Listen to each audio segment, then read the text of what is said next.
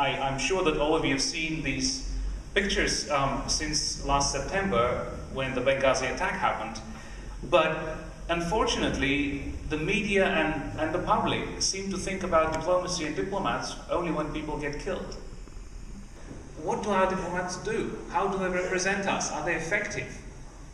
And even this, the Benghazi story has been covered like a domestic political story. Who covered up what? Who lied to whom? Is Susan Rice going to be Secretary of State? Well, how about asking the questions of what did Chris Stevens actually do as an ambassador to Libya? What does the embassy do in Tripoli? Who are these people? How are they trained? Are they trained? Cameron Munter, who is actually a native of a place not far from here, Claremont or something, right? Not far. Okay, so he was the American ambassador to Pakistan the last 2 years. He retired in September. Yuri Kim, who is a Korean American, and she is currently the political counselor at the embassy in Ankara in Turkey. Gavin Sandwall, whom I met first in 2003 in Beijing, where he was the head of the American Citizen Services section in the consulate. Now, what do American diplomats actually do, specifically? Many people said, well, we represent the United States, and it's okay.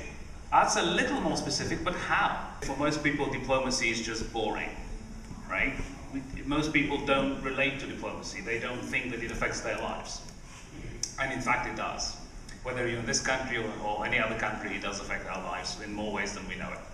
So the argument is that a conflict, even if it's an internal conflict in one country, can easily spill over and affect a region and possibly an entire continent and ultimately American interests. Anything in any country can affect US security.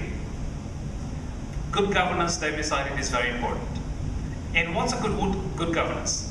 It means having a government that's accountable to its people, respects their rights, and provides basic services and economic opportunities. So, and the point is, this whole good governance thing, it's, we want to do it to prevent a state in which a country would become a failed state.